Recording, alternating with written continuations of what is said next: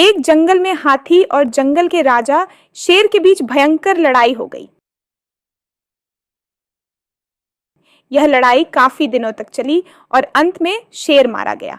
शेर के मारे जाने के बाद उस जंगल में कोई राजा नहीं हुआ। शेर की पत्नी शेरनी अपने दो छोटे छोटे बच्चों को लेकर जंगल के खूंखार जानवरों से बचते बचाते एक झाड़ी में छुप छुप कर रहने लगी। रात के अंधेरे में वह छोटे मोटे शिकार करके लाती और उससे अपने बच्चों का पेट भरती। समय बीतता गया और शेर के बच्चे छुप छुप कर रहते रहते ही बड़े हुए। छुप छुप कर जिंदगी जीने की वजह से वह दोनों एकदम डरपोक से हो गए।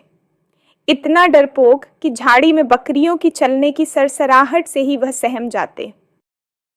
माँ, मैं पास वाले झाड़ी में किसी जानवर के चलने की आवाज़ सुनी। मैं तुरंत वहां से भाग गया। माँ, नहीं तो वह मुझ पर हमला कर देता। अपने बेटे को ऐसा डरपोक होते देख उसकी माँ बड़ी परेशान होती।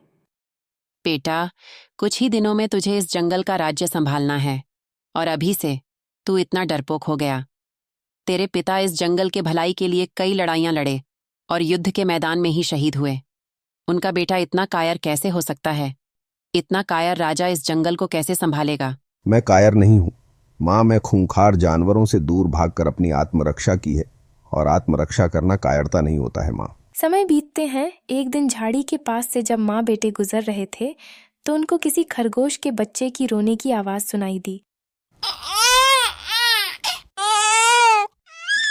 आवाज सुनते ही शेरनी ने एक कोना पकड़ लिया और अपने बेटे से कहा, बेटा, उस झाड़ी के पास जाकर देख आ तो कहीं उसमें खरगोश के बच्चे तो नहीं है।